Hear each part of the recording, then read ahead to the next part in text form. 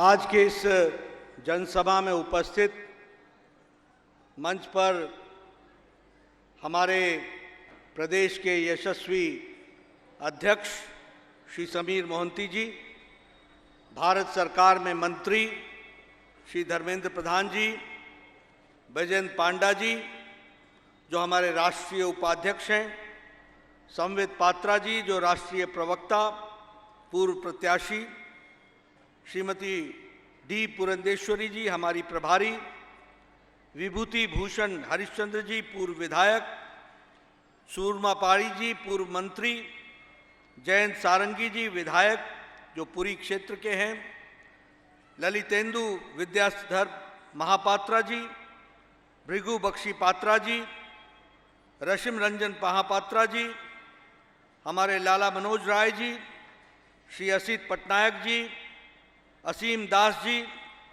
पृथ्वीराज हरिचंदन जी, शंकर परिदा जी, सम्मानित मंच और यहाँ इतनी बड़ी संख्या में इतनी रात गए आए हुए देवी और सज्जनों, मेरे युवा साथी और हमारे मीडिया के मेरे साथी, प्रिंट मीडिया और इलेक्ट्रॉनिक मीडिया के मेरे साथी, भगवान जगन्नाथ की धरती पर आने का मुझे सौभाग्य मिला है। सबसे पहले तो मैं भगवान जगन्नाथ को हाथ जोड़कर उनसे नमन करके उनसे आशीर्वाद प्राप्त करता हूं। मित्रों, ये जगन्नाथ की धरती, भगवान जगन्नाथ की धरती, ये वीरों की धरती भी है, ये शौर्य की धरती भी है, ये साहित्य की धरती भी है, ये संस्कृति की धरती भी है और यहां जिसे कहा जाता है कि सरस्वती विराजमान रूप में उसका विराट रूप देखने को मिलता है, तो वह पवित्र धरती है, वह यह पवित्र धरती है, इसको मैं नमन करता हूं। आज के दिन अगर मैं उत्कल मणि गोप बंधु दास को याद न करूं, आज चकी खूटिया को याद न करूं और हमारे उड़िया के दृष्टि से जो बहुत से लेखक, भारत की संस्कृति की रक्षा करने वाले ऐसे महान लोग हुए, उन सबको नमन करते हुए अपनी बात को आगे रखता हूं। आज ये हमारा सौभाग्य है कि मैं उड़ीसा की उस धरती पर आया हूं जहां से भारत के राष्ट्रपति, प्रथम नागरिक हमारी उड़ीसा से आदिवासी महिला आदरणीय द्रौपदी मुर्मू यहां से बनी है। ऐसी धरती को भी मैं नमन करता हूं और सच में यह उड़ीसा के लिए बहुत ही सौभाग्य की बात है। अभी हमारे धर्मेंद्र भाई बड़े विस्तृत रूप में सारी बातों को आपके सामने रख रहे थे, मैं उसमें ज्यादा नहीं जोड़ूंगा, समय काफी हो गया है, लेकिन कुछ बातें जरूर कहना चाहता हूं और मैं पुरी की जनता के लिए विशेष जिम्मेवारी देना चाहता हूं।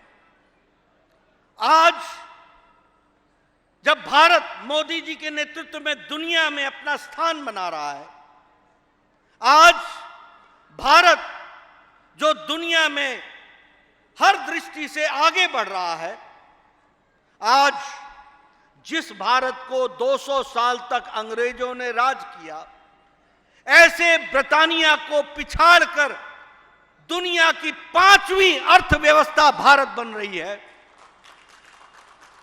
आज जब मैं भारत ऑटोमोबाइल इंडस्ट्री में 4थे नंबर पर खड़ी है, आज जब भारत स्टील बनाने में दुनिया में 2रे नंबर पर खड़ी है, आज जब भारत केमिकल इंडस्ट्री में 2रे नंबर पर खड़ी है, आज जब भारत दुनिया में फार्मास्यूटिकल इंडस्ट्री में बहुत तेजी से छलांग लगाती हुई दुनिया की फार्मेसी बन रही है, ऐसे भारत का नेतृत्व अगर हो रहा है तो भारत के यशस्वी प्रधानमंत्री नरेंद्र मोदी जी के नेतृत्व में हो रहा है। लेकिन मैं आपके कंधों पर एक जिम्मेवारी देना चाहता हूं कि जब भारत इतनी ऊंचाइयों पर जा रहा है, जब भारत आगे बढ़ रहा है, तो यहां से हमारा संवित पात्रा पीछे क्यों है? क्या आप नहीं चाहते कि राष्ट्र में आपकी भी भागीदारी हो? क्या आप नहीं चाहते कि देश में आपकी भागीदारी हो? क्या इस बदलते भारत में इस पुरी से, जो एक दृष्टि से समाज में प्रतिष्ठित रूप से हमेशा दिशा देने वाला रहा है, नेतृत्व करने वाला रहा है, मेरी आशा यह है कि आने वाले समय में पुरी में भी कमल खिलना चाहिए और आपकी भी भागीदारी होनी चाहिए। मैं सही बोल रहा हूं कि नहीं? मैं सही बोल रहा हूं कि नहीं? मित्रों, मैं यह भी आपसे कहना चाहता हूं कि सिर्फ भारत की भागीदारी का सवाल नहीं है, सिर्फ विकास का सवाल नहीं है।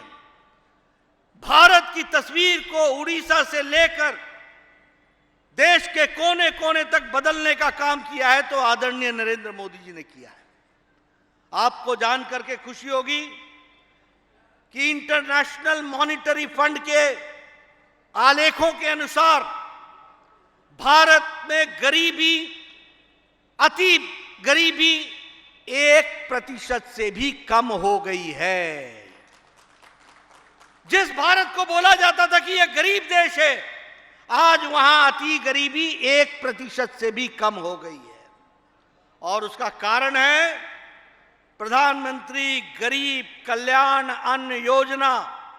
80 करोड़ की जनता को 5 किलो गेहूं, 5 किलो चावल, 1 किलो दाल देने का काम किया है तो मोदी जी ने किया है ताकि हमारा कोई गरीब भूखा ना सोए, इस धरती पर भूखा ना सोए, इस बात का प्रयास हुआ है।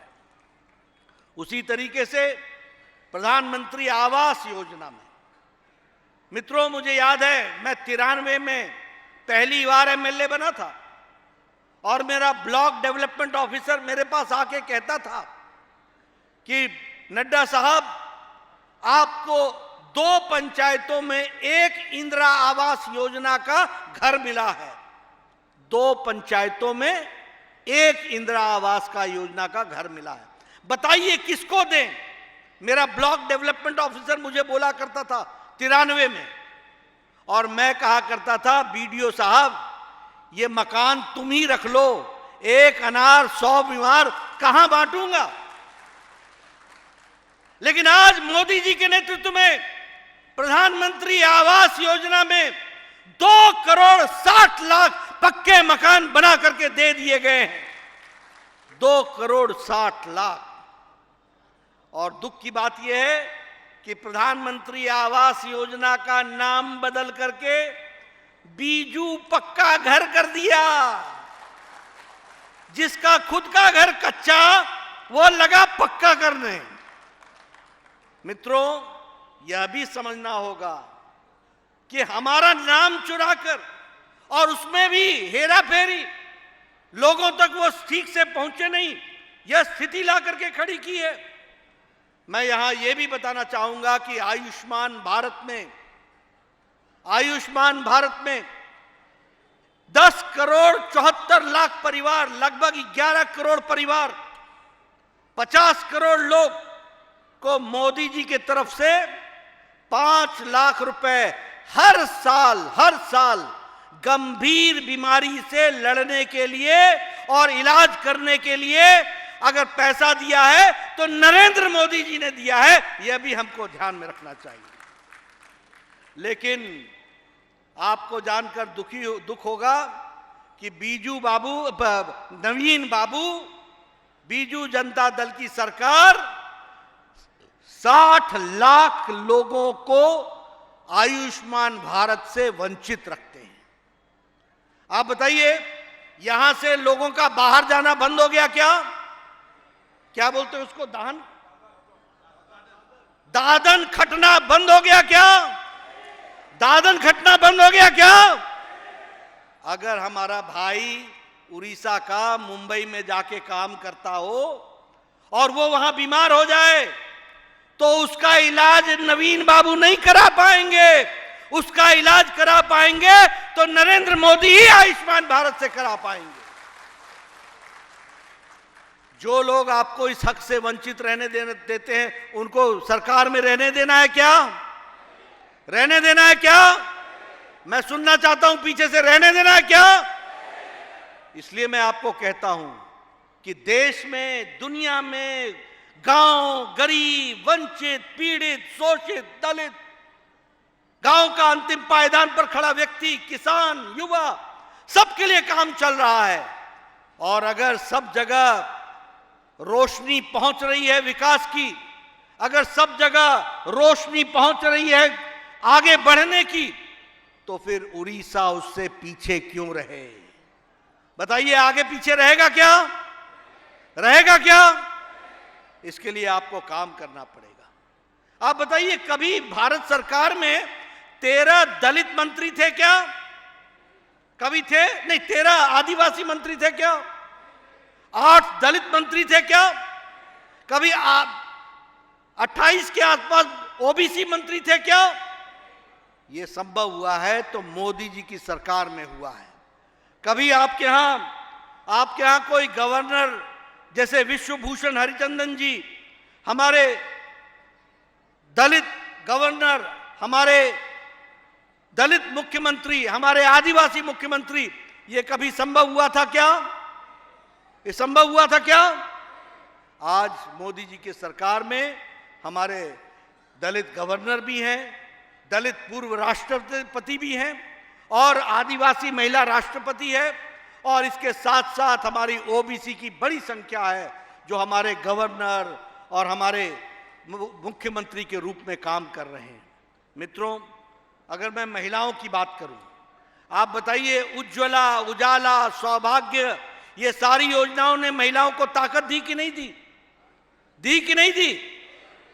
12 करोड़ बहनों को इज्जत घर दिया, शौचालय बनाया।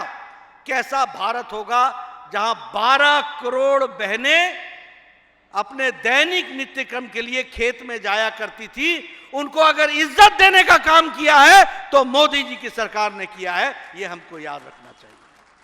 उसी तरीके से जल जीवन मिशन में घर में पानी पहुंचाने का काम, हर घर जल, हर घर नल। कभी सोचा था क्या? लोग मोहल्ले के एक जगह इकट्ठे होकर के पानी लिया करते थे, आज घर घर जल बन रहा है। 323 करोड़ रुपए इस साल खर्च हो रहे हैं सिर्फ जल जीवन मिशन में। यह भी हमको ध्यान में रखना चाहिए। मित्रों, मैं ये सारी बातें आपके सामने बता रहा हूं। किसानों की बात करें, किसान सम्मान निधि लगभग 12 करोड़ किसान को, 11 करोड़ प्लस किसान को 2-2 हजार रुपए हर चौथे महीने मिलता है कि नहीं मिलता है? प्रधानमंत्री किसान सम्मान निधि में मिलता है कि नहीं मिलता है? और यह प्रधानमंत्री फसल बीमा योजना का काम चला है कि नहीं चला है? सॉइल हेल्थ कार्ड का काम चला है कि नहीं चला है? किसी ने भी अगर किसानों की सुध ली है तो वह भी नरेंद्र मोदी जी की सरकार ने ली है। यह हमको ध्यान में रखना चाहिए।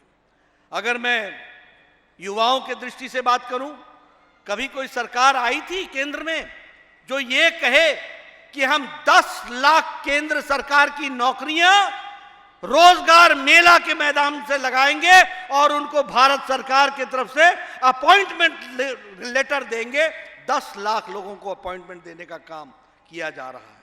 मित्रों, शिक्षा की दृष्टि से देख लीजिए, इलाके की दृष्टि से देख लीजिए, विकास की दृष्टि से देख लीजिए, हर दृष्टि से अगर आप देखेंगे तो विकास के नए आयाम लिखे जा रहे हैं।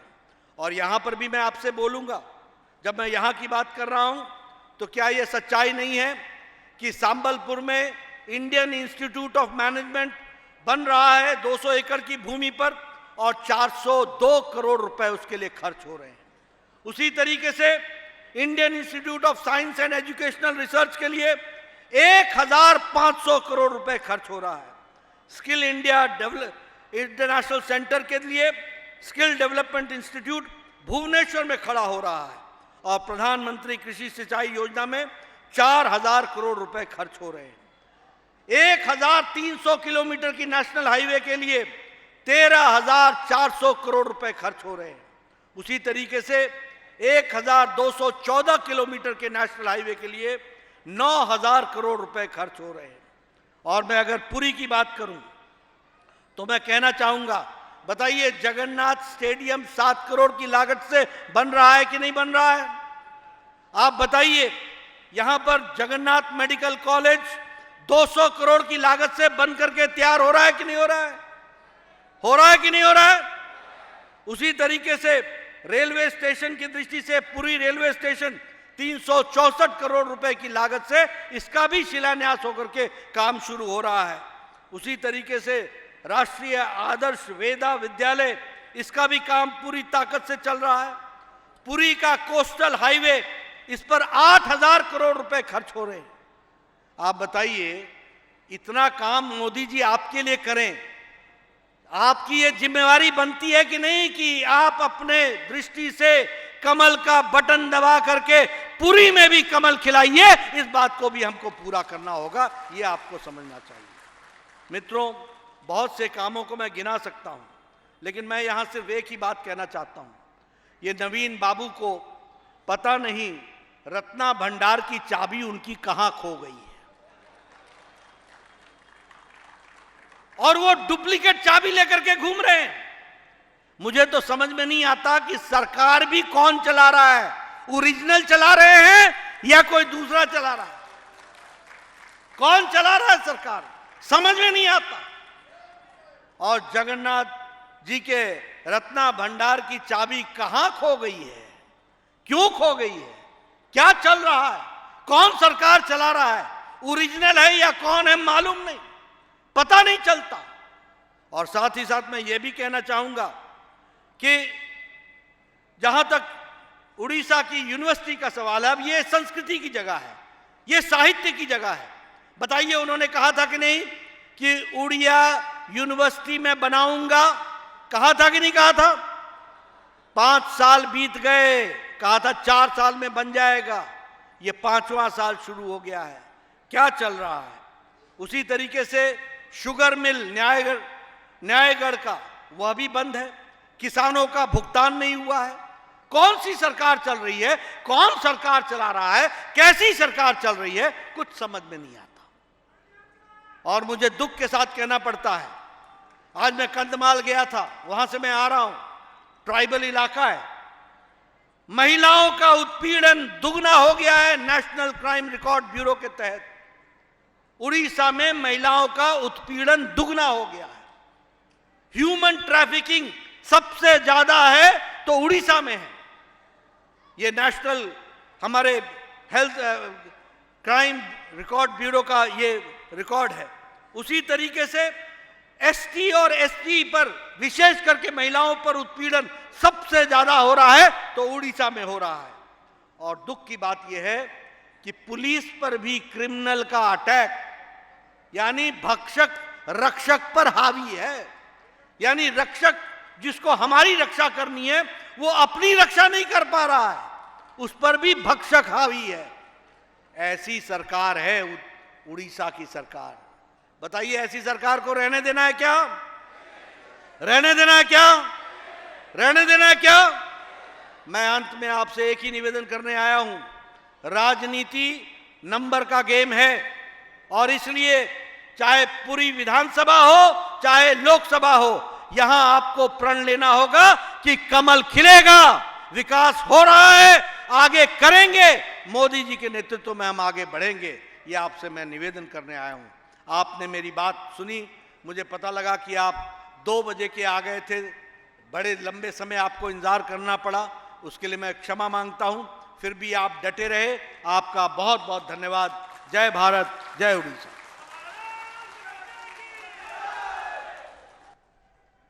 बोलो भारत माता की, भारत माता की।